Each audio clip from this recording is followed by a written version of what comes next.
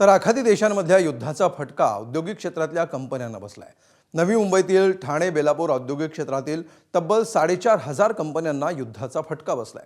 आयात निर्यात ठप्प असल्यामुळे आणि कच्च्या मालाचे भाव वाढल्यामुळे पुढील आठवड्यामध्ये यातील 50% कारखाने बंद पडण्याची भीती व्यक्त होतीये।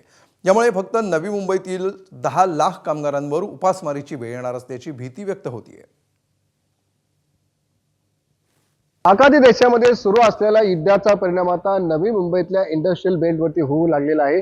आपल्यावर या ठिकाणी स्मॉल स्केल इंडस्ट्रीचे अध्यक्ष आहेत KR गोपी, आपण त्यांच्याशी बोलूया। सर, काय मला सध्या काय परिस्थिती, युद्धाचा काय परिणाम झालेला आहे?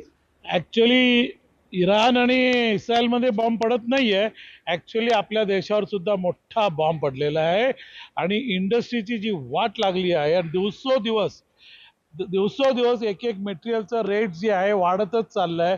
प्लास्टिक इंडस्ट्री बोला किंवा स्टील इंडस्ट्री बोला, दर इंडस्ट्रीला त्याचा एक्सपोर्टचं इंडस्ट्री आहे, एक्सपोर्टचं मटेरियल ऑर्डर आहे, बनवून ठेवलेलं आहे, पण ते एक्सपोर्ट होत नाही आहे। ते माल सगळं जे आहे साठून ठेवलेलं आहे। आता त्यांच्याकडे पुढं काम करून त्यांना स्टॉक करण्याचं सुद्धा जागा नाही आहे। तकरीबन 20 रुपये याचा भाव वाढलेला आहे स्टेनलेस स्टील पर kg एका किलो पाठीमागे।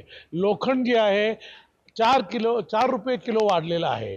तर कंपनी चालवण्याचं एकदम मोठा प्रसंग आम्हाला आलेला आहे। आता वर्कर लोकांचं काय करायचं? वर्करना किती दिवस बसवून ठेवणार? मग त्यांना ले ऑफ करावं लागेल आम्हाला, कारण काय खिशातून आम्ही घर विकून तर पैसे आणू शकत नाही ना हे द्यायला। तरी आम्ही कसं आता पण चालू ठेवलेलं आहे।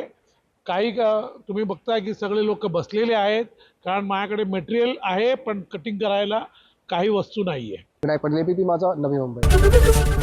ABP माझा, उघडा डोळे बघा नीट।